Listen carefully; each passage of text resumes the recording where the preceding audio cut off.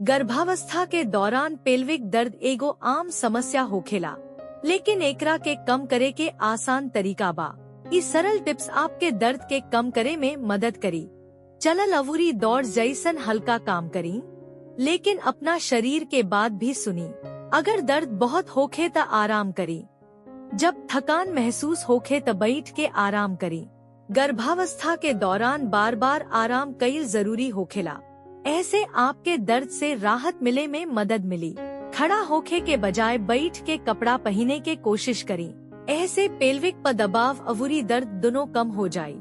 Flat अवूरी बढ़िया support वाला जूता पहनी। हाई हील्स भा जूता से बची जवन आपके गोड़ के सहारा ना देवे। गाड़ी में चढ़त भा उतरत घड़ी गोड़ के एक संगे राखे के कोशिश करी, ताकि आपके पेल्विक क्षेत्र पर ज्यादा दबाव ना पड़े। ऊंच एड़ी के चलते ज्यादा दबाव से पेल्विक में दर्द हो सकता। बगल में सुत के गोड़ के बीच तकिया राखी। ऐसे पेल्विक सही स्थिति में रही अवूरी आपके दर्द भी कम हुई। बिस्तर पर घुमत घड़ी धीरे धीरे आ सावधानी से चली। अगर रौरा नींद के सही तरीका नइखे मालूम त फिजियोथेरेपिस्ट से सीखी। अगर सीढ़ी चढ़ने के बाद धीरे धीरे चढ़ी, एक एक डेग। जल्दबाजी मत करी। हल्का व्यायाम से दर्द कम करे में मदद मिल सकता।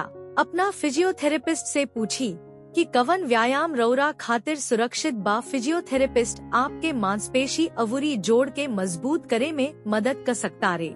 जरूरत पड़ला पर सपोर्ट बेल्ट भा बैसाखी के सुझाव भी दे सकेला। ए टिप्स के पालन करके अवूरी सही मदद लेके आप अपना गर्भ के अवूरी आरामदायक बना सकता नी।